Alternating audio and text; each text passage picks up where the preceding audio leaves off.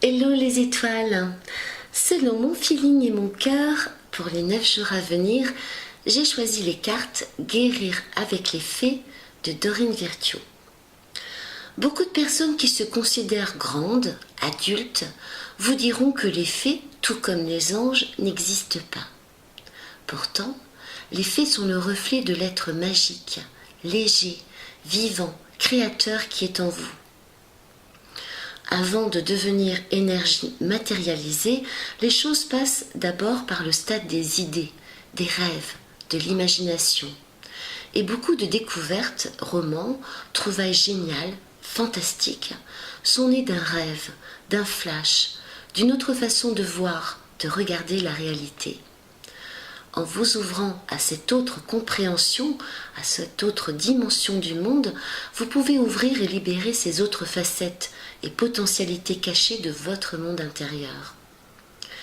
Dans cette optique, la période du 1er au 3 septembre peut être particulièrement fructueuse. Elle vous propose de visualiser et de vous visualiser dans un futur qui répond parfaitement à votre âme. Un peu comme dans les contes, où, en une seconde, la citrouille se transforme en carrosse, Cendrillon en princesse. La visualisation, c'est comme un entraînement avant le changement, une anticipation intérieure et active en lien avec votre devenir. Pour cela, pas de conditions requises, juste votre permission de vous accorder un espace totalement libre à l'intérieur, connecté avec votre imaginaire, et de voir les flux d'énergie vous conduire à cette vision heureuse, sereine, magnifique, que vous espérez tant dans votre existence ou dans une situation donnée de votre vie. Méditez dans la joie, appelez la santé, l'abondance, l'amour, le succès. Voyez la bonté et la beauté. Cette nouvelle expérience peut vous amener à réaliser que vous êtes chacune, chacun, un voyant, une voyante, comme on dit. Ce don est une ressource universelle qui nous est essentielle, naturelle. Et il est légitime, après des siècles et des siècles d'obscurantisme et de croyances obsolètes, out of date, complètement dépassées, de récupérer cette partie perdue, de retrouver cette aptitude personnelle oubliée, de réparer parfois cette clairvoyance qui fait partie de nous comme les autres sens. Réconciliez-vous avec votre vision et votre aptitude à voir sans vous sentir en danger, mais au contraire guidée et co-créatrice, co-créateur de votre bonheur, de votre vie. Cette carte m'évoque aussi, pour celles et ceux qui le sentent, le désir, la possibilité de visualiser un monde meilleur, nouveau, apaisé, et d'inclure dans cette vision de lumière le ciel, la terre, l'humanité et tous les êtres vivants. Si ça marche pour concrétiser de toutes petites choses, ça peut marcher en grand, la visualisation. Et nous continuons avec cette carte problème résolu. C'est ce que vous propose cette période du 4, 5, 6 septembre. Envisagez déjà que votre souci, si vous en avez un qui vous pèse, est réglé. Les solutions déjà là, et ce sera. Quelles que soient vos erreurs, vos faux pas et mauvaises compréhensions des choses, des événements, ça s'arrange.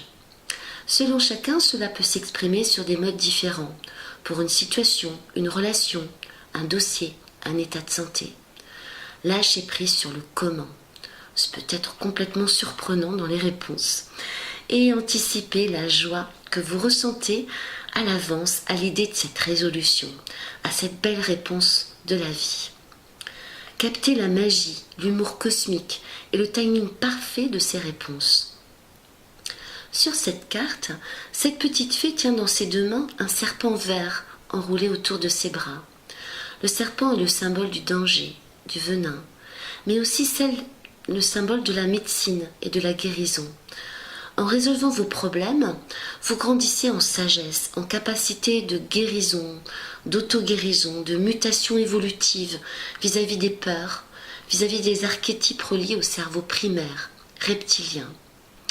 Et cela parle aussi d'une nouvelle maîtrise de votre pouvoir de renaissance profond, de tout ce qui est inscrit aussi dans dans vos serpents, dans votre Kundalini, dans votre ADN vraiment antique, puissant. Donc, gratitude envers l'aide spirituelle qui nous est donnée, qui nous est envoyée. La troisième carte, pour les 7, 8 et 9, parle de libération. Je ressens comme une poursuite du travail intime déjà entamé. Lâchez les prises de tête, les conditionnements, les ressentis de misère affective, financière, professionnelle, personnelle. C'est le challenge de cette nouvelle période. Plus vous serez libre, responsable, impliqué dans tout ce que vous vivez, conscient de votre rôle dans cette vie terrestre, plus vous ressentirez heureux, plein de force et de puissance, et plus vous saurez rendre les autres heureux, famille, amoureux, amis. Et plus vous serez proche de votre vérité, de votre être. Sur cette carte, regardez, habillée de bleu turquoise, entourée d'étoiles, cette petite fée semble danser dans le cosmos. La couleur turquoise, c'est une vibration magicienne et protectrice qui parle de guérison, d'amour.